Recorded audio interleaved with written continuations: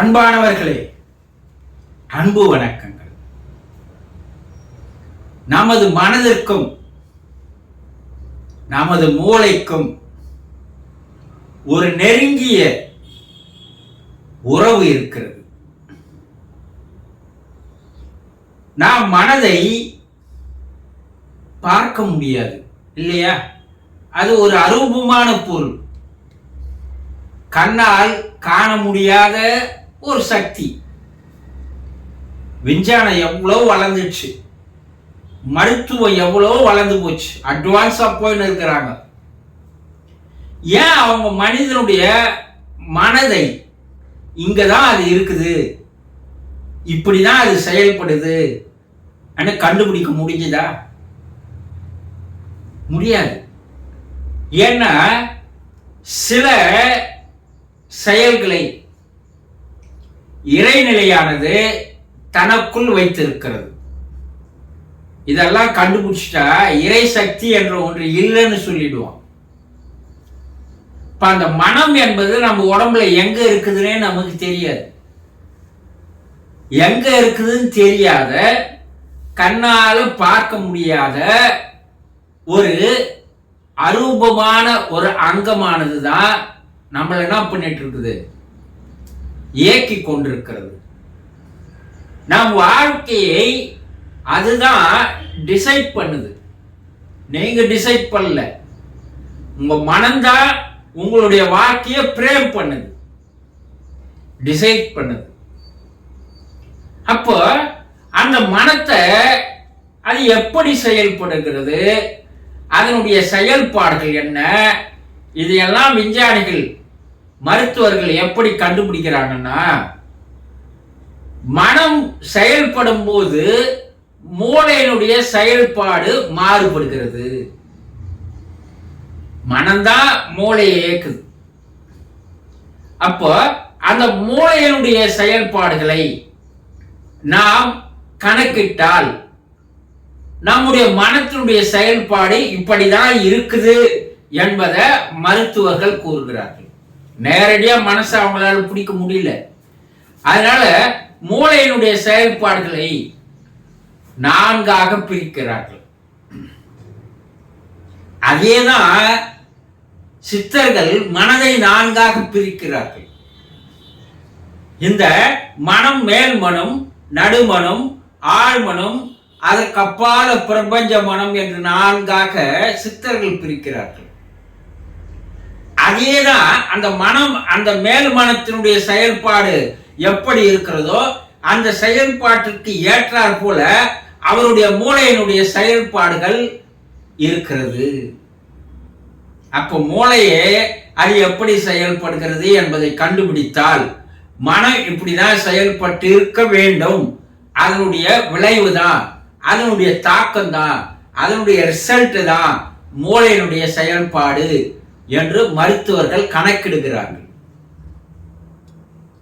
இந்த மேல் மனம் என்று இருக்கிறது இல்லைங்களா, இந்த மேல் மனத்தினுடைய செயல்பாடு எப்படி இருக்கும்?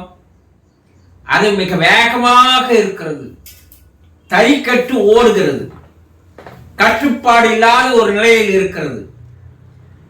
அப்போ அப்படி தறிக்கட்டு ஓடுகின்ற அந்த காரணத்தினால் அது என்ன ஆகுதுன்னா பல்வேறு விளைவுகளை கொண்டு வருகிறது.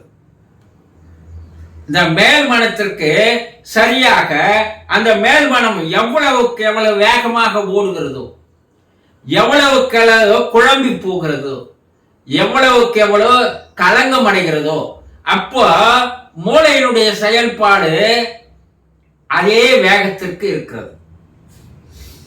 இந்த மேல் மனத்திற்கு சரியாக மூளைக்கு முதல்ல இந்த மேல் மனத்திற்கு பதில் மருத்துவர்கள் மூளையினுடைய செயல்பாடை எப்படி பிரிக்கிறார்கள் என்றால், இந்த மேல்மன செயல்பாட்டை பீட்டா வேவ் என்று சொல்கிறார்கள்.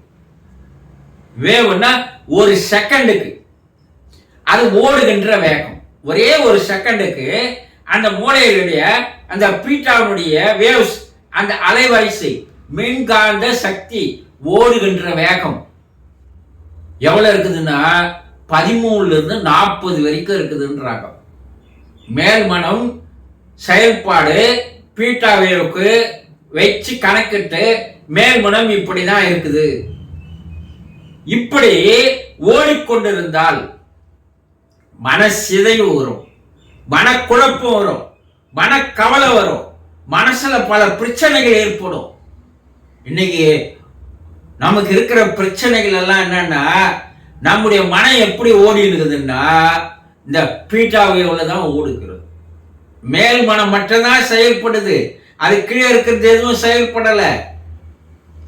அப்போ அந்த அந்த நிலையில் இருந்தால் பல்வேறு குழப்பங்களும் கவலைகளும் பிரச்சனைகளும் உங்களை நாடி தேடி வருகிறது. இதனால் மன பாதிப்பு ஏற்படுகிறது, இதனால் உடல் பாதிப்புகள் வருகிறது என்று மருத்துவர்கள் கூறுகிறார்கள்.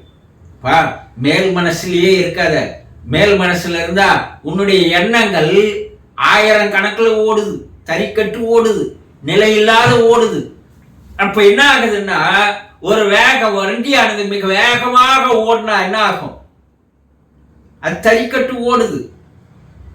திடீரென்று அது கட்டுப்படவில்லை என்றால் அது என்ன ஆயிடுது? விபத்துல போய் முடிஞ்சிடும் இல்லையா? அதே போலதான் உங்க மேல் மனமும் மிக வேகமாக ஓடுகின்ற வாகனமாக இருக்கிறது. ஏதோ ஒரு நாள்ல அது தறிக்கட்டு போய்விடும். அப்போ அதிகமான விளைவுகளை நீங்கள் சந்திக்க நேரிடும் என்று மருத்துவர்கள் கூறுகிறார்கள். சரி, அது கீழே வந்தா நடுமனம். இந்த எண்ணங்கள் அதிகமாக ஓடுது இல்லையா உங்ககிட்ட? அந்த எண்ணங்களை கொஞ்சம் கொஞ்சம் குறைச்சிக்கினே வந்தீங்கன்னா ஒரு 50% குறைச்சா கூட போதும்ன்றாங்க. கண்டதே எண்ணாத, கண்டதை பார்க்காத, கண்டதை பேசாத, கண்டதை கேட்காத, அது எது தேவையோ அதை மட்டும் எண்ணுகின்ற ஒரு நிலைக்கு ஒரு 50% குறைச்சிட்டீங்கன்னா, உங்க மன வேகத்தை குறைத்தால், இந்த நடுமனத்துக்கு அந்த நிலைமை வர சொல்லும் போது 50% குறைந்து போகிறது, உங்களுடைய எண்ணங்கள் குறைந்து போகிறது. இததான் ஆல்பா வேவ் என்று சொல்கிறார்கள். அப்ப மூளை என்ன ஆகுதுன்னா, உங்களுக்கு மிக குறைவாக அது மின்சக்தியானது ஓடுகிறது, வேவ்ஸ் அலைகள் ஏற்படுகிறது. அதை என்ன சொல்றாங்கன்னா, ஓரளவுக்கு இந்த 8 - 13, அது 13 - 40, இது 8 - 13. அப்ப பாருங்க எவ்வளவு குறைஞ்சிருக்குது. இந்த ஆல்பாவே வந்தாவே போதுன்றாங்க. உங்களுக்கு மனசுல அமைதி ஏற்படும், மனசுல பரவசம் ஏற்படும், மனசுல ஆனந்தம் ஏற்படும், மன நிம்மதியா இருக்கும். அதனால உடல் ஆரோக்கியம் வரும், தெளிவான சிந்தனை வரும், நல்ல கற்பனை திறன் வரும், ஆளுமை திறன் அதிகரிக்கும். எவ்வளவு சொல்றாங்க. எதுல? நடுமனதிற்கு வந்தா போதும். ஒரு 50% எண்ணங்களை குறைச்சா போதும். அது ஆல்பா வேவுக்கு வந்தா போதும். ஆல்பா வேவ்ல இருந்தாவே வாழ்க்கையில நீ நினைத்ததை சாதிக்க முடியும் என்று சொல்கிறார்கள். சித்தர்களும் கூறுறாங்க, மருத்துவர்களும் கூறுறாங்க.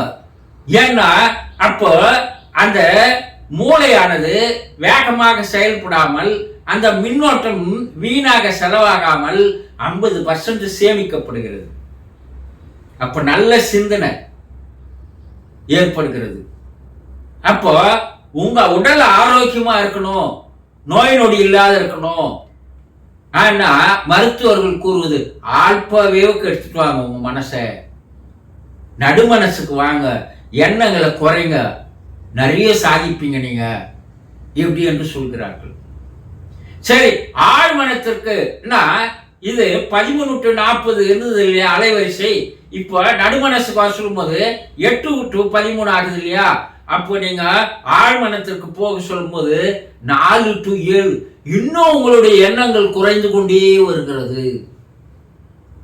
அப்படி குறைந்து கொண்டே வருவதை தான் அவங்க என்ன சொல்றாங்க, அந்த மூளைய அந்த வேவ்ஸ் குறையும் போது இங்க எண்ணங்கள் குறையுது, அங்க மூளையினுடைய வேவ்ஸ் அலைவரிசை குறைகிறது, மின்காந்த சக்தியானது சிறிதாக செலவழிக்கப்படுகிறது.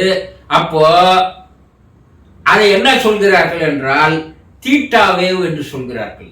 ஆழ்மன செயல்பாடு வந்துட்டாவே உங்களுக்கு என்னன்னா பல்வேறு விதமான பலன்கள் கிடைக்கிறது என்று சித்தர்கள் கூறுகிறார்கள். அட்டமா சித்திகள் கை கூடுகிறது. உங்களுக்கு பல்வேறு விதமான திறமைகள் வெளிப்படுகிறது. மற்றவர்களுடைய மனதை படிக்கின்ற ஆற்றல் வந்து விடுகிறது. எதிர்காலத்தை தீர்க்க தரிசனம் பார்வை கிடைத்து விடுகிறது. இதுதான் நடக்க போகுதுன்னு உங்களால் கெஸ் பண்ணி கரெக்டா சொல்ல முடியும். நீங்கள் நினைத்தது நடக்கிறது என்று மிராக்கல் மாதிரி பல்வேறு அதிசயங்களை சொல்கிறார்கள் சித்தர்கள். இதெல்லாம் உண்மையா?